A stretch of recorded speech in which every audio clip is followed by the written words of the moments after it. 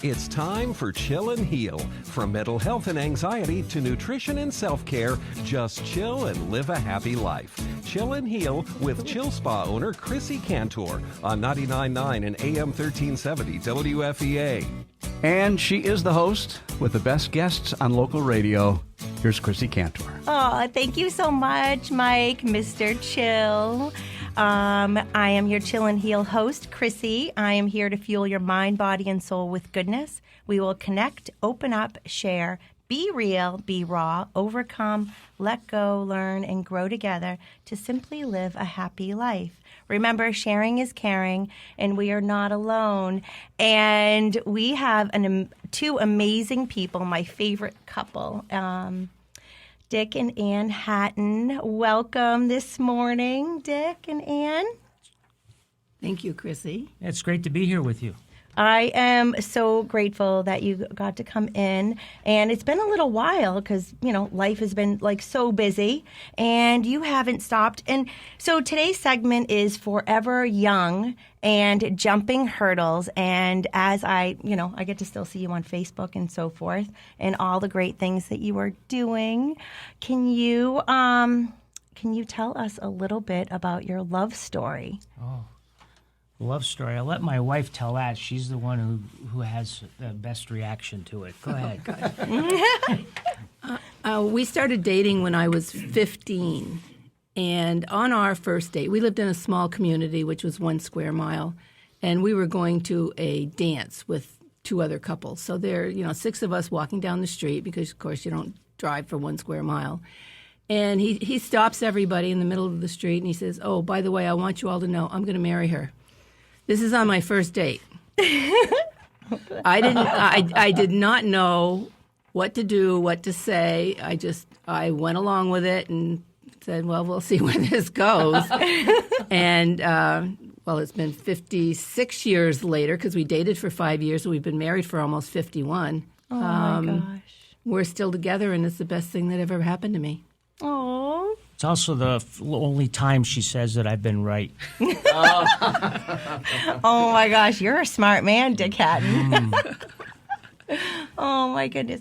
So, I want to share our connection, my connection to Dick and Anne and why they are, well, first of all, they are an incredible couple and they love their family. They have the most beautiful love story. And every single time I turn around, they are volunteering. They're a part of the community. They have jumped in.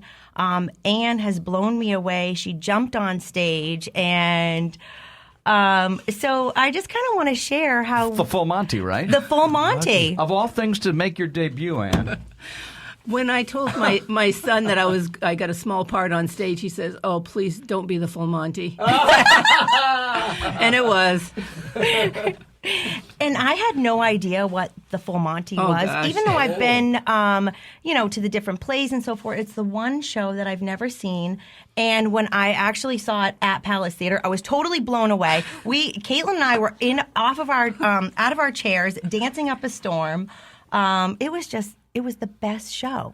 And I love that theater is right downtown in Manchester. Yeah, it's an absolute gem. It's historic, it's important, it's influential, but more importantly, it's a tremendous place to go to get inspiration and just to relax and enjoy yourself for an evening. And you can't get better quality entertainment, stage entertainment, anywhere else in New England for the price. They are just an incredible asset. That wasn't always the case, as I think a lot of people know. I mean, at one time it was the physical building was a place where adult films were shown. Yeah, that's right. Long before Peter Ramsey came in and really put together a great business plan for it. And now it's just amazingly successful. I mean, there were, Dick, you know this, and Anne as well, there were close to 20 Palace-like theaters the turn of last century. That's right. In Manchester. There were 24, 26 theaters,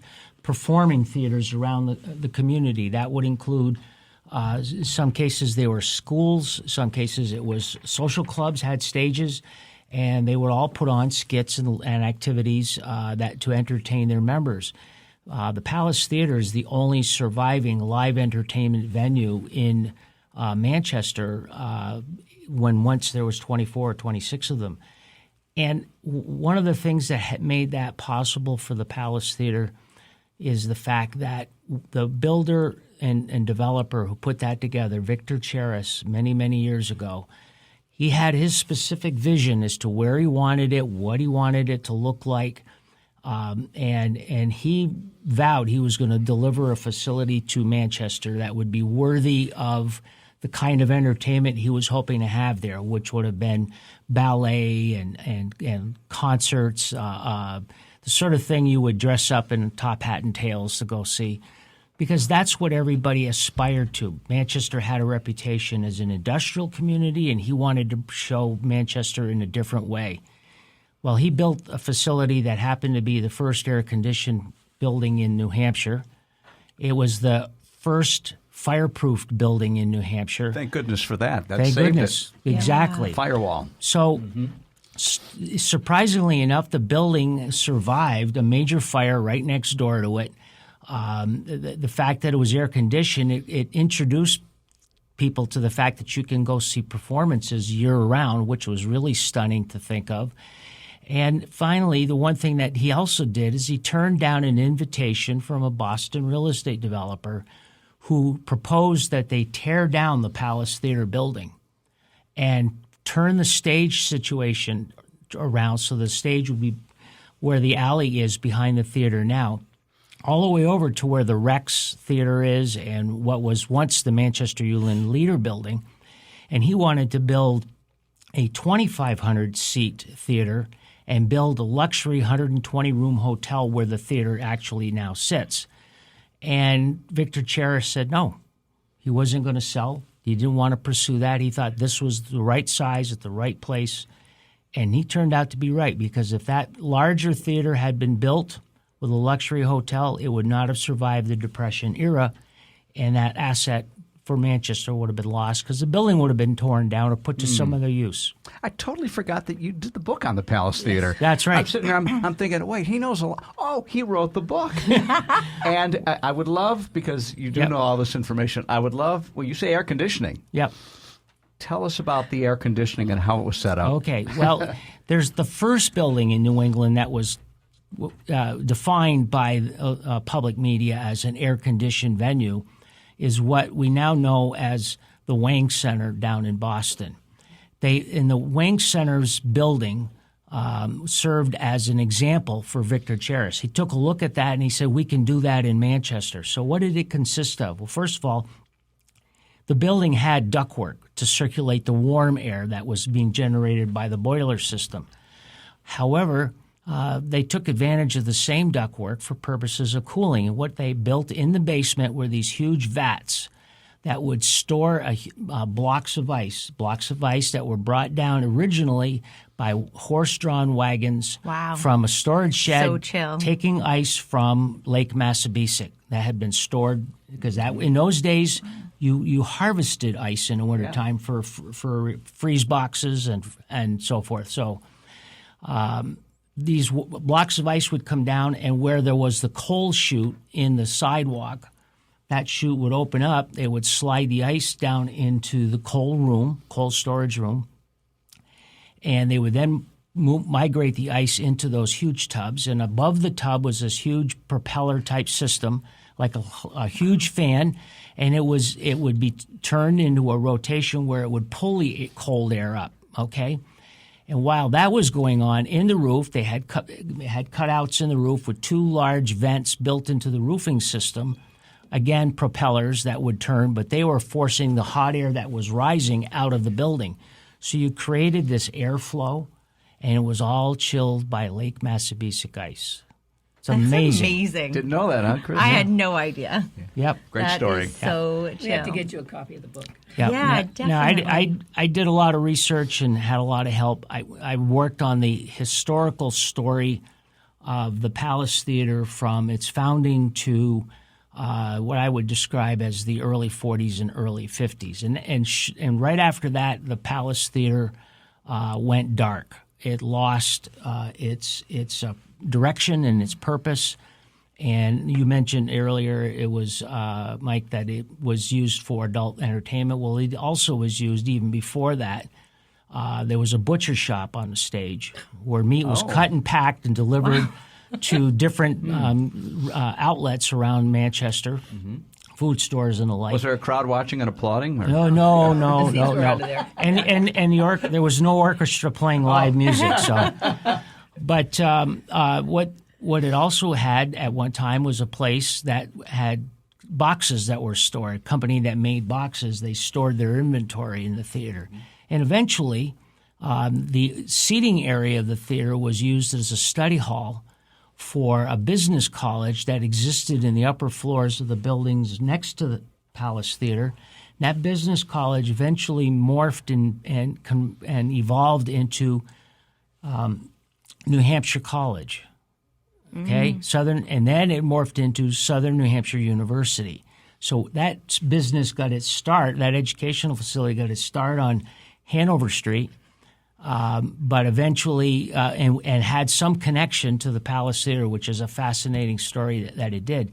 And there's a lot of other odds and ends that go with that. But these stories I like because, in many ways, the Palace Theater it tells us a story not just about itself, but about Manchester. The kinds of things that was going on and helped it to survive, helped with its revival, and to this day, what it contributes to the downtown in terms of nightlife and everything else. The Palace Theater has got a strong voice and a strong legacy, and it should continue for many years to come. And this couple knows because, as you pointed out, volunteerism is a big part of their lives as a couple, and individually, they, of course, as far as I know, still serve as ushers, and you make quilts for fundraisers that get auctioned off their hands. So to bring back your original line of questioning. Yeah. Well, And let's have Anne talk about the quilt process and what that was like. I decided the year that we celebrated the 100th anniversary of the Palace Theater that I would make a life-size nutcracker quilt to auction off as a benefit for the Palace. And it was very successful, and Peter Ramsey asked me if I would do this every year, and it was a lot of work. I kind of didn't want to, but here I am 8 years later.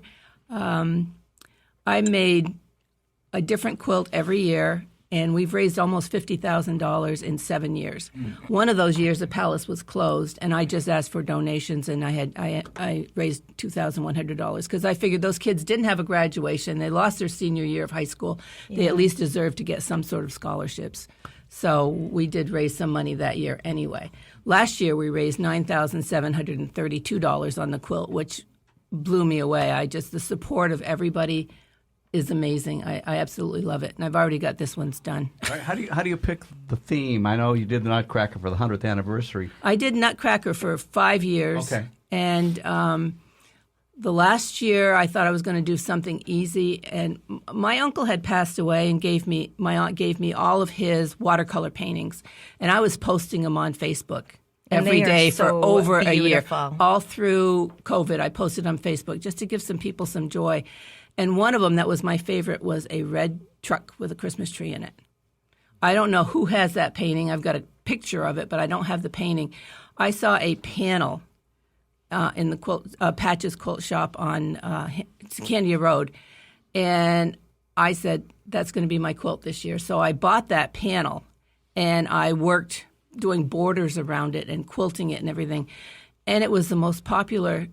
It wasn't one I designed. I just designed the borders, but it was popular. And everybody absolutely loved it. They came in and, it attracted men and women. And it wasn't just a nutcracker. A lot of people don't like nutcrackers. Mm-hmm. A lot of people do. A lot of people collect them.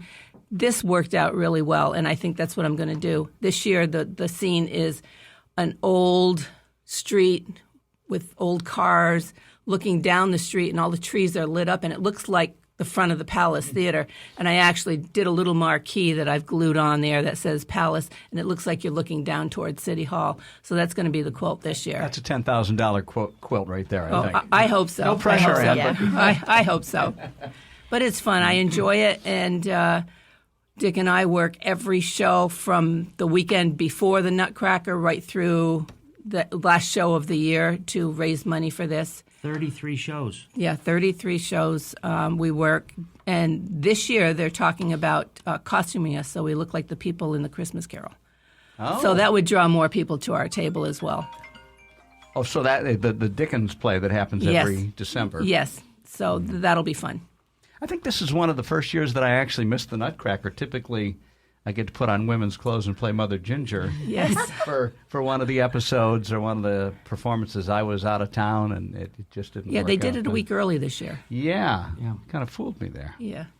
They needed more time, I think, for the Christmas Carol, so. So, Anne, how long have you been quilting? I started in about 1999, around there, and then I stopped for a while the kids were growing up. No, I started actually in the 80s and stopped for a while, and then I started back up 1999, 2000. So a lot of it's self-taught, and a lot of it, I haven't taken many classes. Most of it is learning from people that I quilt with, and now, I help people get started, so it's very rewarding. It is. It's so rewarding and so therapeutic, too. Yes. And so artistic. And I've seen your quilts, and they're pieces of art. They're just unbelievable. Not that I plan on being a quilter yet, but my friend Diane and TK have patches. Yep. Up That's on where I bought the Candia panel. Road. That's where I bought the panel last year. Yep. Okay. Yeah. Oh, this is so beautiful. And so it's a great way. And how old were you when you started? Let's see, 20 years ago, I was in my 30s? No. Yeah. So it's you're never too young, you're never too old to start quilting. No. And it brings so much joy. It does. It does. I have people that I am teaching now that have started in their 60s, and they are loving it. So it's very rewarding. I'm really enjoying it. Yeah. And when I went into their home and I went down to see, it's like unbelievable masterpiece, and I get so excited because I love fabric, and then to see all of her quilts, and it is you have an amazing studio. We put that in when we retired. He got a man cave, I got a studio, and we both got the pool. I love it. It's a writer's cave. Let's call it what it really is, right? I have an office for writing, but the man cave is where I store a lot of my musical equipment, and I have a giant screen television because I like to play music as often as I can. It's therapeutic, and so I have a man cave. We even have a lighted sign that says man cave. So you got to know the password to go in there. I love it. And you got to know the secret handshake. Otherwise, you're not allowed to admission. So Do not enter. that's right. Yeah. And she keeps talking about annexing it into her quilt studio complex. Uh-oh. So I may have to revisit where I'm going to put the man cave if that happens. I've already annexed some of the storage. I know area. you have.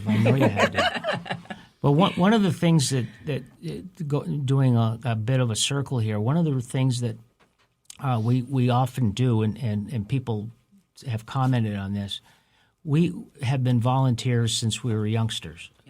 We volunteered to teach religious education in a local school system. We volunteered with other charitable organizations starting from around 13, 14 years old. Yeah, we I was haven't a candy striper as a young girl. Yeah. And so we haven't stopped volunteering. And part of the reason we like volunteering is the feeling of giving is so empowering to us. But at the same time, we get a chance to meet some amazing people. Yeah. We get to experience their joy from the things that we're trying to accomplish. And, of course, it does make us vulnerable to circumstances because we end up volunteering together. Whenever we commit to a program, they got to take us both. They can't just pick one of us and Team we go out as a team. But sometimes you're vulnerable to special requests, like when your dad approached us. He was involved with New Hampshire Prostate Cancer Coalition, and he came to me one day and he said, I need you to help us. I need you to help us. And we went back and forth on that. And I said, no, I don't think I can, Jeff. I can't do this. I'm already volunteering 5 or 6 different programs, He wore me down. But Yeah, As my is- dad never gives up. as Never is- gave up. That's where you get it, huh? As is the case. So I said, well, I'll go to a meeting and we'll see. Well, that's all it took. That's all it took. But I made it clear to them that if they had room in the organization for 2 people, they could have me and my wife together, because we bring different things to the table with our volunteering, and that keeps us together, but also Yeah. gets us out. You know what I mean? Because one of the things that is important, I'm 72 and moving up the calendar, if you will. But what keeps you going is keeping your world as big as possible. The more you're involved in something, the more you get to go out, the more people you meet, the more energy you're putting into your life, and the rewards from all of that is extremely powerful, and it validates you. I encourage everybody. I've talked to some guys just this past week, a couple of elderly gentlemen at an event, and they were bored. They do the same thing every day, all throughout the day. And I said, look, here's just a handful of ideas for you. Go out and volunteer. Find something you care about and invest your time in that. And I think it will change your life. And hopefully they'll follow through. You know, Dick, can you give us some of those suggestions? So, because sometimes we get stuck. We get stuck in the routine, and then there's been a lot going on with life, and there's a lot of mental health issues that are going on, and sometimes we just can't get out of our own way. So sometimes we need specific ideas. Sure. And what do we do? Okay, so if we want to volunteer, which is like, first of all, I love going to the Palace Theater, and it's so it's beautiful, and then it's so welcoming when you see everyone smiling. You guys are dressed up, looking like $1 million, you know, and so that's a volunteer position. Yeah, yes, it is. The thing is one of the things that I got really excited about when I first moved to New Hampshire, I found out within a few months of being here, one of the things about this community that I like, and I've always liked, and I've turned down chances to move out of here and move to some other parts of the country, I like the volunteerism. I like the fact that there's a lot of people who get out of their houses and get involved with the community to make the community a better place. Yes. And that's not only a good thing to do, but it's an example for the children to follow and the grandchildren that will follow them. It is laying down a fabric of family. It's a fabric of caring about their community, contributing to it, fixing problems, helping the community grow, adapt, and adjust. And volunteering accomplishes all of that. And Manchester is the Manchester area, southern New Hampshire, is extremely blessed by huge organizations that are staffed almost entirely by volunteers. And I'll give you a couple of examples that I know of. The Granite State Ambassadors Program is a statewide program, and those volunteers that are recruited or come into that program are given some training and given a lot of support by the folks who are working behind the scenes with it.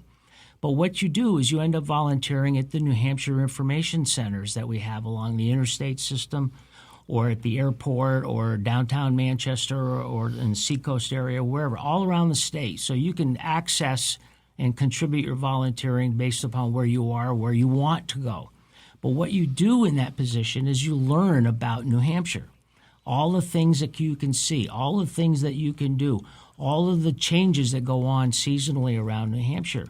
And your volunteerism gives you a chance to experience some of these things. You get out and sample them. They do tours and guiding experiences so that you can know firsthand what you're talking about.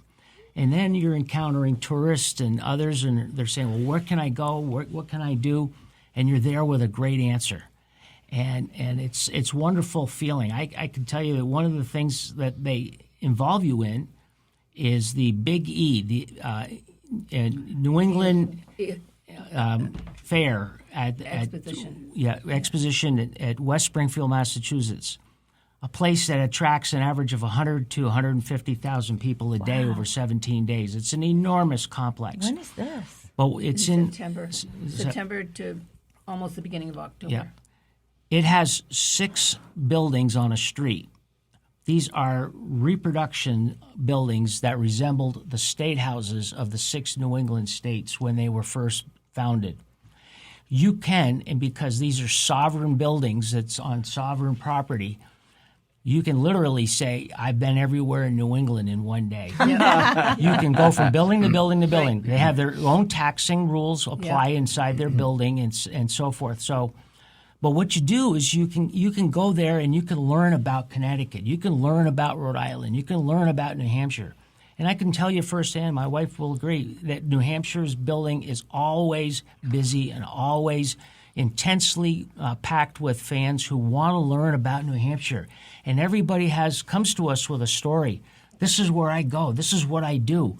Yep. Or we're taking our third generation of people now. We're vacationing in New Hampshire. We'd love to live in New Hampshire. Give me some information. So you're getting all these questions and all this energy, and you're proud to talk about New Hampshire.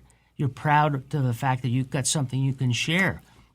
And people just love New Hampshire. And so that's an example of the kinds of things you can do with Granite State Ambassadors. And why don't you tell them a little bit about the Palace Theater, Anne?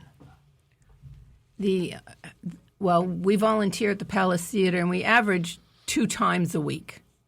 During the Christmas Carol, we're there for every show. Wow. But that's a lot of shows. It is. We spend our Saturday there, one in the afternoon, one in the evening. Friday. There's a Thursday, Friday, 2 on Saturday, 1 on Sunday. So it's a long weekend. But we absolutely love it. When you're an usher there, you get points for working. So every show you get 1 point. And after you've done 10 shows, you can have a free ticket that you can give somebody. Oh, that's amazing. We have over 1,000 tickets built up. Wow, that's more than the capacity of the theater. Wow. Do you know 1,000 people that you can give those? No. Well, no, 1,000 points, not 1,000 tickets. okay. So that's okay. But we really enjoy it, and what I enjoy as an usher there is I like to go to the first show, opening night.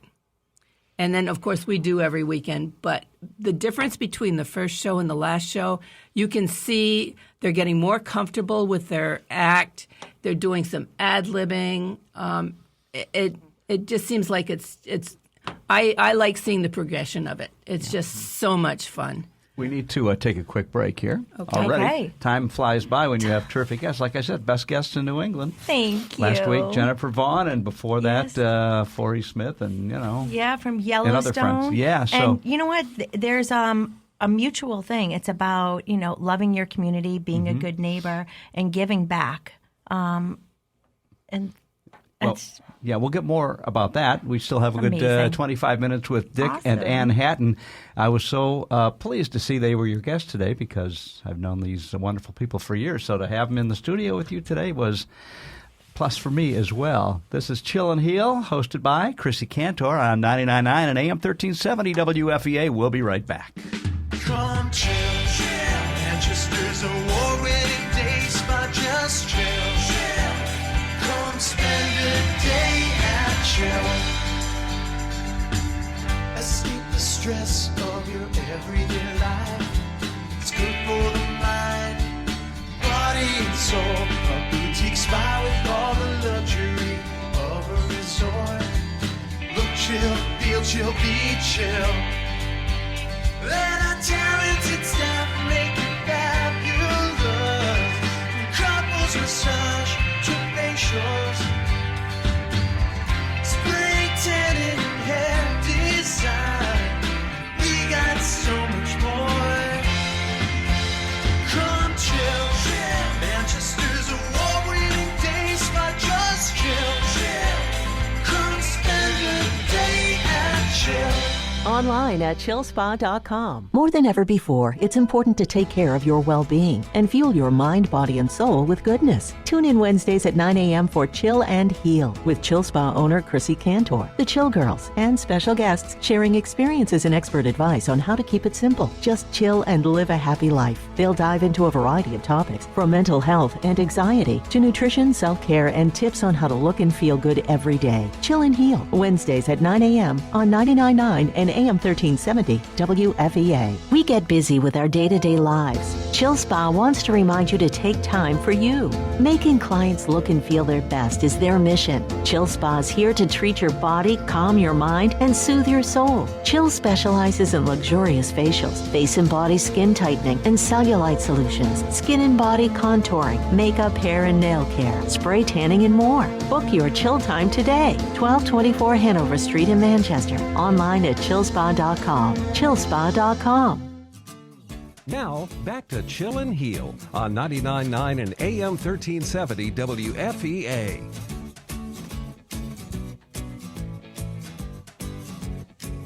It's all you, Chrissy. Oh, my goodness. I'm a little behind. Okay, Caitlin. Morning, everyone. Good morning. How are you? I'm great. I'm just going to give my quick disclaimer because it's school vacation week. I'm at home, so if you hear a small child or a dog, that's why. I try and find a quiet corner, but they always find you. Of course. They have mummy-itis. I know. Good morning to Mike, and good morning, Anne and Dick. I haven't seen you guys in a while. Well, they can't hear you. They don't have headphones on, but okay. They're very happy to hear from you as well. Okay. So I wanted to jump on real quick and just share, our specials that we have going on at Chill as usual for Chill and Heal. This last week, Chrissy, we had a quick moment to do a peel on her, which was extra special. We don't always have as much time to treat ourselves. How's your skin doing, Chrissy? It's doing great. It's been sloughing off. That's the goal. Sloughing off, and I'm getting my glow on. Thank goodness for Oxygenetics, though. So it keeps it calm and flawless. Yeah. So she felt like she needed a glow. I had a cancellation. So the special that we have on our Jan Marini professional peels right now, we're doing you get 3 peels plus the aftercare kit, which is a huge $185 value, for $4.99, and it's usually $150 per peel. So we're doing a really good deal on that. And so basically, you need a refresh on your skin. It's going to help with hyperpigmentation. It's going to help with a little bit of acne. It's going to help refresh all over, improve the appearance overall, fine lines, wrinkles, and just give your skin this amazing glow. We do what we can at home, but every once in a while, especially like seasonally, we like to do a really good refresh. So that's the special we have for that. And we do free consults, of course. So if you're not sure if it's for you, just give us a call and we can sit down with you, chat with you. We can even do it virtual if that's easier, to get your skin glowing for spring. So a free consultation. Yes, a free consultation. And then our deal of the week on Chill Universe is all of our Bare Minerals foundation, and actually all of Bare Minerals. So they're kind of like hero product is the foundation. So they all have SPF, mineral-based, great for your skin. And we can do a color match for you, help you find your perfect color. Or if you want to order online, you can do that right on Chill Universe. And the code for the 20% off this week is BEAR20. BEAR20. Is that B-A-R-E or B-E-A-R? B-A-R-E, like bare skin. As in full Monty bear. Yes. Exactly. As in full Monty bear. Exactly. You got it, Mike. Okay. Just had to ask. Love it. Yeah. Yep. So that's what we got going on at Chill this week. We hope to see some familiar faces and some new faces coming in to see us. And I'll see you in a little bit, Kate. I'll see you in a little while. Great job, guys. Thank you. Thank you for chilling with us, and we'll see you soon. Bye, Caitlin. Love you. Bye. Love you. Bye-bye. So Caitlin and loves Dick and Ann, too. We've been working together between Chill Cares and New Hampshire Prostate Cancer Coalition. We always support each other. which is, because I didn't realize you started volunteering at 13 years old. Yeah. And Yeah, you've we been, have. and that is, That's a lot of time. yeah, that's a lot of time. Yeah, when it's close to 60 years now. You know what you're talking about the things that makes you feel good about volunteering. It fills your soul, or I guess I'm kind of making that up, but I'm Yep. sure you would agree with that. Yeah. Here's another side benefit, and I'm sure you're very well aware of that, is being active as you are helps slow down any mental or physical decline that may eventually certainly. happen or may happen, but you're putting it down the road. It's something that I think about as I continue to work beyond what I really would have to. It's just good to be engaged with people, have a good social structure, and keep the mind working. And so I think people would well heed those words that you shared. We've talked about this frequently, my wife and I. Our parents, as they were progressing in age, tended to their world shrunk from year to year to year, to the point where people wouldn't go out to visit other people. They wanted people to come visit them. They didn't go to a theater to see a movie. Everything was inside the home. It was home centered. With that, they experienced declines in health and cognitive ability and such. We have deliberately and consciously vowed to go in a different direction. We're very, very active. I just did a half marathon of walking the day of the Boston Marathon. I did it in my neighborhood. So Unbelievable. I did 13 miles, 13.1 miles in 4 hours and 59 seconds. So I thought that was pretty good for an old gentleman. But it's one of the most important benefits of your volunteering. Your mind is being tested and challenged. You are getting out of the house, moving around, driving somewhere, volunteering for a while, engaging with a lot of other people. So the benefits are more than I could possibly describe in a show, and that's what excites us and keeps us getting up every morning. We look at our calendar, what's coming up next, where are we going to be, and it's just exciting. We look forward to it, and I'm sure it's not for everybody. There's not everybody's going to volunteer for 4 or 5 programs, but you can volunteer for one. If it's volunteering at the hospital where they could use help, volunteering at senior centers, volunteering at every Red Cross, everything. Red yeah. Cross. There's a long list of things you can volunteer for, and you don't know where it will lead. It could lead to some great friendships, some great opportunities to share your skill set and your talent. It gets you excited. It moves you out of the house. The benefits go on and on and on. So that's a plus when it comes to volunteering. You and I talked 6 years ago. I was doing a podcast called Reset 40 is the New Happy. Yeah. And it was all about reinventing yourself. And I was fascinated. You had a pretty distinguished career in public and local administration for HUD. And then you began writing books. You're just cranking out one after the other. Yeah, right. So I don't want to revisit all that, but I would, because this is more a show on a broader scale. But I would love you to share the story. Again, this is kind of being fearless on your part when you ran into Stephen King, your hero, and how that turned out. Exactly. Well, okay. It's serendipitous moments in life. I was sitting in my office in the North Cotton Federal Building here in Manchester, and one of my colleagues came in, and he walked over to me, and he said, "Did you see Stephen King?" And I said, "What? What are you talking about?" He said, "Stephen King, your hero. He's here in town." I said, "You got to be kidding." He said, No, he's at the Vault restaurant. He's having lunch right now. I just left the Vault, and he was sitting there all by himself. Well, I jumped out of my seat. I grabbed my coat and hat, and I went to see my supervisor. I said, I got to go. I'm going out for an hour. Well, it was a snowstorm, and it was also happened to be the New Hampshire presidential primary election day.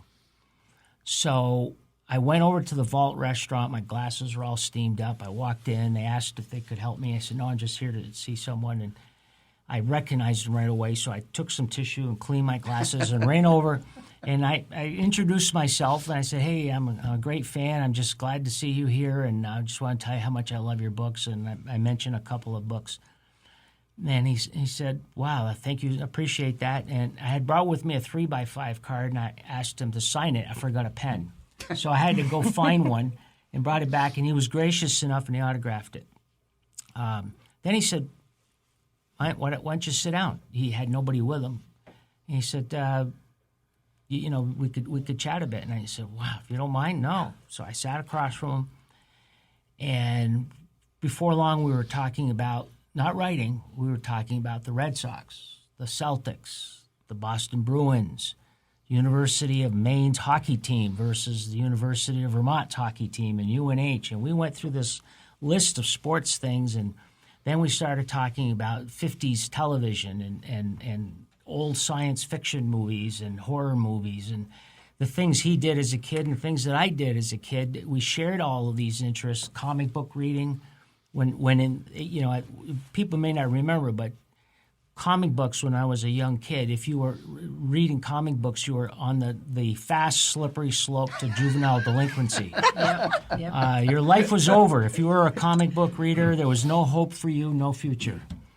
But look what happened. Anyways, so we talked about all these things. Then finally, I said to him, I've got this story idea I'd like you to consider. I said, I really am embarrassed to bring something to you, but I think you're the only one I know who could do anything with Does he this. know you're a writer at this point yet? No, He wasn't a writer I then. was not a writer, not Oh. even close to being a writer. Okay.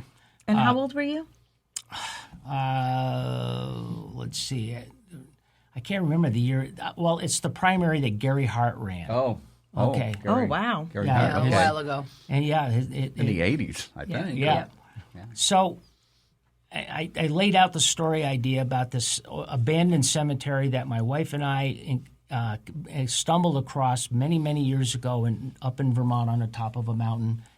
And the cemetery was fenced in and well-maintained, but all the tombstones indicated it was for one family. And according to the inscriptions, they all died on the same day. So I laid all this out for him, and I sat back waiting for his reaction. And he paused, and he looked at me. He said, "You should write it." I said, "What do you mean I should write it?" And right away, my mind says, put down. That's the alarm going on. He says, "You should write it. I really, really think you should tackle that." He said, and I told him, I said, "I'm a federal bureaucrat. I don't know the first thing about writing books. I can write contracts, I can write monitoring letters, but I've never written a book." He said, "You should tell the story because you have the quality most writers really wish they had and need, and that's the ability to tell the story. And you hold in your audience's interest very well with the way you tell your story." He said, "You should be the one to tell it." And I'm thinking, my mind is just shutting right down. I think, oh, man, all the air's let out of the balloon. I'm destroyed. And then he said, "Well, let me give you some advice about writing." And he offered me a couple of suggestions. And I walked out of there elated that I met him, but deflated that my idea that I'd been saving for a long time on the off chance I'd meet him didn't get the reception I was expecting. So you felt like you were blown off. Well, but when you think about it, you were invited to sit down with him. I know. And he complimented you. Yep. Was that in any way a spark that interested you in writing that was already there probably, and it just encouraged you? I would say it's a spark, but it took a while to kick in. Several years later, as it turns out, and there's more to the story because I chased him down to the Chateau restaurant to get him to Stalker autograph alert. With a book, yeah. with a book that he had written that I wanted autographed. Because my wife said, "Look, you got an autograph on an index card? Come on, what's that?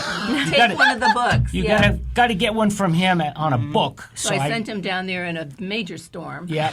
I love it. Anyways, but how it morphed into my writing was years later. The federal government was putting computers in everybody's workstation, and you had to type because we're not going to have any more typists or secretaries or whatever doing that. So we all had to individually learn. Well, I've never taken typing. I had no clue. Two fingers. It was horrible. So we ended up having a computer at our house, and I started fooling around on the computer. And one day I wrote that story idea. I started off with what I thought would be the opening chapter, and on a lark, I shared it with my wife, and she liked it. She said, well, what's happening next, right? Yes. We were out walking, and a lot of times I read his books as he's going along, and I forget he's writing it, and I'll say, I know what's going to happen next. And he'll say, you do? I don't. so it's really funny, yeah. But yeah, he just blew me away with that first one. I just said, you've got it. You've got to finish this. I want to hear the whole thing. Was this based on the episode in Vermont and Yes. the people all dying at the same time? So Yep. that story lied dormant for a number of years until you finally deployed it. That's right? correct. And I worked the story. I had to develop characters. I had to have a storyline, a strong introduction, a gripping and compelling middle, but then it had to come up with a powerful end that's suitable for the premise of the story. So I worked on this, and I had no idea what I was going to do with it. Do I send it out to publishers and all sorts of drama moments where you get your rejection letters one after another, and it just as a happenstance that we drove our neighbor's daughter to the airport one morning, and we were talking. Anne was talking about this book, and the daughter said, "Well, I know a writer who's got a publisher. Let me introduce the two of you." I ended up talking to the gentleman. He said, "Let me introduce you to my publisher." I ended up talking to the publisher, and one of the things I told her, I said, I've enjoyed writing not only that first book, but I've got two others that I'm in the middle of writing. So it's really like a stream of material will be coming out. Well, that sold her. So I sent her the outline, and one thing led to another. And lo and behold, the first and only publisher I talked to signed me up. So, and you were scouted by Stephen King. You just didn't know it at the time. You're right. Thank you for sharing that story. Yeah, and that's what I love is you were in the government world working, had a full career, and then at a later year in life, you became an unbelievable writer. And you just never know when those messages are going to come from people or, that little, hey, you're really good at that. So I encourage everyone to open up their ears and listen to those times in your life that you're supposed to go in a different direction. Yes. You're supposed to, how do you say it? Just develop your gift that God has given you and and then with that, it brings happiness and joy to so many. And I have to go back to, because I told Dick, I'm sorry, Dick, but I can't read your books because I'm like, I don't like horror movies. I'm like, it just doesn't work for me. And what he said to me was, where there is darkness, there is always a light. And that opened me up to reading one of his books that still gives me goosebumps as I read it, Janet's Mountain. That is an incredible story. I know we only have about 7 minutes left, 4 minutes left, and but we have it at Chill Spa, Janet's Mountain. But your stories are unbelievable, thank you for writing Janet's Mountain because it's so beautiful and it's such a kind book and it is about faith over fear. And in these times, we need to have more faith and we need to give back. Money's not important. The message of love, acceptance, unconditional love, and your commitment to my dad and sharing the importance of prostate cancer that affects, is it 1 in 7 men now? 1 in 7 men will have some contact with prostate cancer in their lifetime, and of that number, 1 in 5 will die from prostate cancer. Those numbers are certainly correctable, and they're correctable because it's a treatable cancer. It can be detected early. I find that there's misconceptions around the disease as I've had conversations with men. One of the misconceptions is it's a young man's disease and that you'll die of something else if you have it. Not true. It is I mean, it will affect people at any age. It will, and yes, you may die of something else, but believe it or not, once prostate cancer metastasizes, it morphs into other cancers. So prostate cancer has got a role in your body in terms of determining your lifespan, and you really need to pay attention. And Jeff was passionate about it, your father, and he gave me the inspiration to step it up and make a difference. And we have coming out this year 2 fundraising shows to raise awareness about prostate cancer and to raise funds for the work that we do, which includes donating funds to the Norris Cotton Cancer Center, to the Jeff Kantor Memorial Research Fund. We have a show coming up on October 13th at the Palace Theater, which is a Thursday night. And then there's a Sunday afternoon show at the Lebanon Opera House. This gives us a chance to reach 2 audience groups that cover a great part of the state of New Hampshire. And we have a show with some entertainers that we've known for years. They did the first fundraising show when her dad was standing up and dancing. Literally. Having a good time. Unbelievable. You will be out of your chairs. You've got to get tickets. What kind of show? Is it a variety show, musical show? No, it's a rock and roll show. Okay. It involves Patty and Jose Davila, and they're great entertainers. They've entertained all around the world. Their personal repertoire is about 20,000 songs that they can do on a dime. I mean, they're just so fast and knowledgeable and extremely gifted. And they're backed up by a 7-piece band of musicians from around New England, which is an exceptional backup band. It is a great evening of entertainment. So they do the music of Carole King, Fleetwood Mac, Neil Diamond. Yes. And the list goes on and on and Yes. on. And it's something for everybody, it sounds like. Absolutely, absolutely. And they got a tremendous personality. So they've got a big following in this area. A lot of people know them. And Patty and Jose Davila are just great people. They give a great show. They care enough to come up to New Hampshire to put on a show for us. We're just so blessed to have them available to us. We have about a minute to go, so let's tell people, is it too early to get information, or where would they eventually go? The Palace Theater is posting the show now in their calendar for people to order tickets, and the pricing and ticket placements are all controlled by the theater. The Lebanon Opera House should be putting up their stuff about a month or so from now. We're a little bit behind working out details with them, but that will be on October 16th in Lebanon, and they will be posting their ticketing availability information shortly. Well, this is a good opportunity because it is on a weeknight.